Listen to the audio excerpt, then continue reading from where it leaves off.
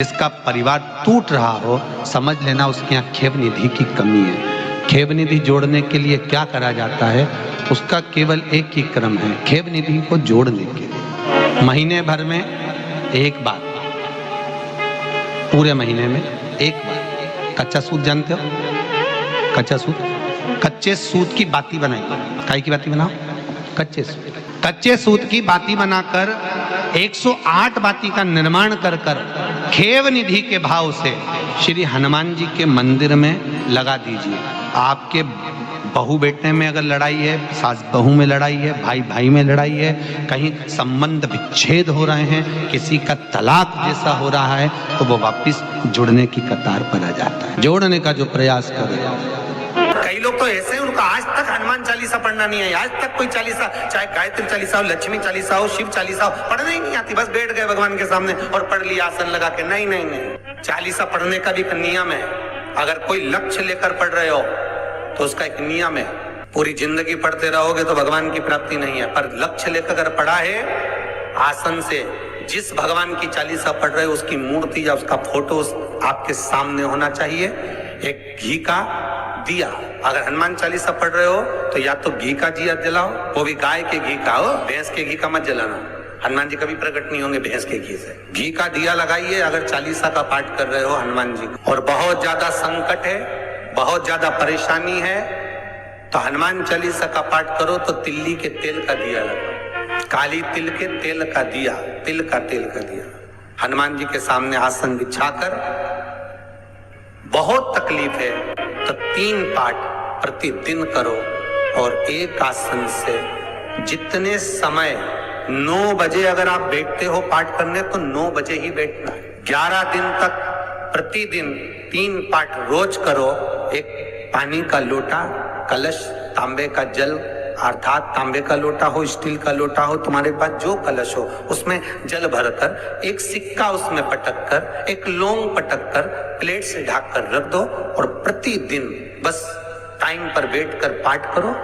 11 दिन पूर्ण होंगे, जिस कामना से आपने पाठ करा है बस वो सिक्का, वो लौंग कलश में से निकाल लो, जल का आचमन करो और जिस काम के लिए करा है वो जल उस प्रयोग में ले लो। उस प्रयोग, किसी से बात करने जाना है तो वो जल पी कर जाइए, कोई से हाथ मिलाना है तो वो सिक्का, वो लौंग अपने हाथ में रखिए अपने साथ।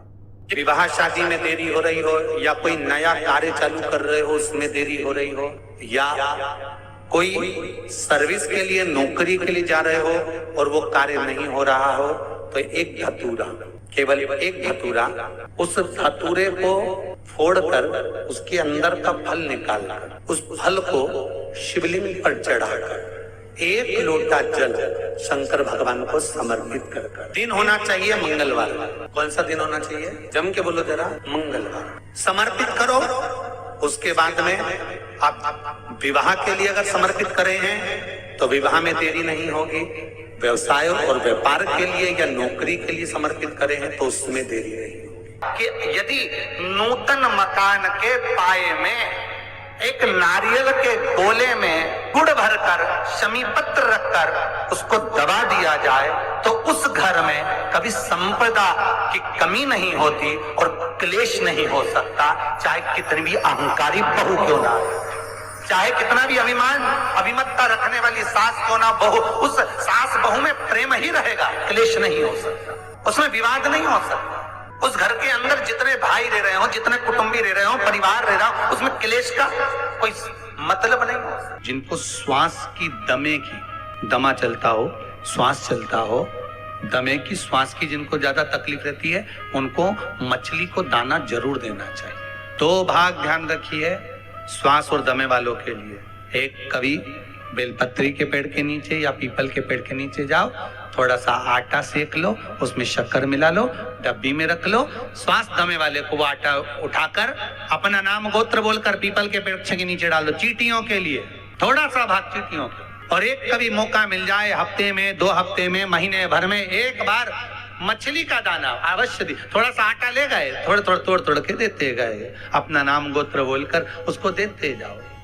महाराज श्वास में, दमे में आपको तो कहे गुरुजी मछली को खिलाने से हमारा दमा ठीक हो जाएगा।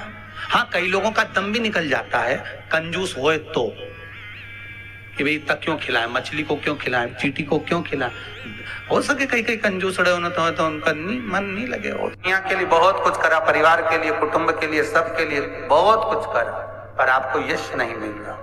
तो बेलपत्री के पेड़ के नीचे हल्दी का शिवलिंग का निर्माण करो। हल्दी पिसी हुई हल्दी का शिवलिंग का निर्माण करो, उसका पूजन कर कर घी का दिया लगाकर भगवान शंकर की वही हल्दी का शिवलिंग का तिलक अपने हृदय पर चाहे पुरुष हो चाहे स्त्री हो, अपने हृदय पर कंठ के पास उस तिलक को लगाएं और बाबा का विसर्जन उसी बेलपत्री के पेड़ के नीचे जल डालकर कर दें। महाराज यश मिलना प्रारंभ हो जाए। केवल ये यश के लिए ही नहीं होता, इसका एक क्रम और है।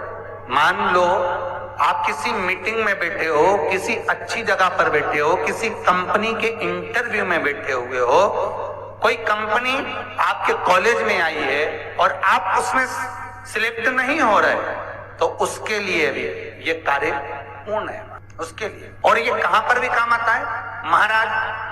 मान लो आप किसी कार्य के लिए जा रहे हो और वो कार्य बहुत जरूरी है कि इस व्यक्ति से मुझे ये पैसे निकलवाना है, इस व्यक्ति से मुझे ये काम निकलवाना है, और वो व्यक्ति बहुत दिन से हाथ में आ ही नहीं रहा, तो उसके लिए भी ये कार्य किया। अर्थात कीर्ति शुद्ध हो, पवित्र हो और यश की प्राप्ति। हल्दी का परीक्षा में बैठने वाला व्यक्ति, एक परीक्षा में बैठने वाला लड़का लड़की कोई एग्जाम में बैठ रहे हैं, कोई परीक्षा में बैठ रहे हैं और वो एग्जाम निकल नहीं रहा, तो गाय के दोनों सींगों के अग्रभाग, ऊपर का भाग, उसको हमारे यहाँ कैलाश पर्वत माना गया, उस पर शहद लगाकर, उसके अग्रभाग में शहद लगाकर, बेलपत्री के मध्य भाग में उस सींग का शहद लेकर मध्य भाग में लगाकर शिवलिंग पर चिपका दीजिए सामने, और ओमकार का नाद कर कर उस पत्ते को निकाल लीजिए, उसका शहद मस्तक पर चंदन में घोल कर तिलक लगाकर परीक्षा में जाकर बैठिए।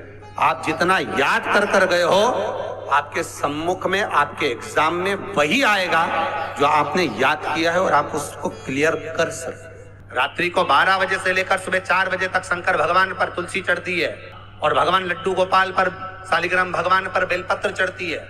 उस बेलपत्र और तुलसी को सुबह 4 बजे से पहले शहद की शीशी में रखा जाता है, और उस शहद को जो बच्चा माइंड से कमजोर होता है, बुद्धि से कमजोर होता है, जो पढ़ने में कमजोर होता है, जिसका विवेक काम नहीं करता, कोई कंपटीशन एग्जाम उसका निकल नहीं रहा होता है, तो 1 महीने उस बच्चे को वो शहद चटाया जाता है, तो बच्चा विद्वान हो जाता है।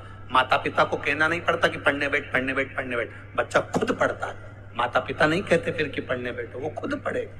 शिव को, शिवलिंग को 3 उंगली का स्पर्श, नख का नहीं, ये 3 जो हमारे पोर दिखते हैं, आपकी उंगली में 3 पोर, ये 3 खन, 3 पोर जो नजर आ रहे हैं, किसी भी शिव मंदिर में जाओ, आराधना करो, शिवलिंग को इन 3 पोर का स्पर्श कराकर अपने हृदय की बात शंकर से कहकर, कंठ से उस पोर को लगाकर, नैनों से छुआकर, झोली शिव के सामने फैलाकर विनय कर आओ, बाबा तेरा दिया हुआ खा रहे हैं, तू संभाल लेना, जो दुख, जो तकलीफ, जो कष्ट, जो बीमारी आए तू झेल लेना बाबा, और अपनी शरण में रखना। तो दोस्तों, वीडियो आपको अच्छी लगी हो तो वीडियो को लाइक करें, चैनल को सब्सक्राइब करें, हमारी वीडियो को शेयर करना बिल्कुल भी ना भूलें। मैं आपसे मिलती हूँ अगले वीडियो में, तो तब तक के लिए अपना ध्यान रखिए और खुश रहिए। धन्यवाद।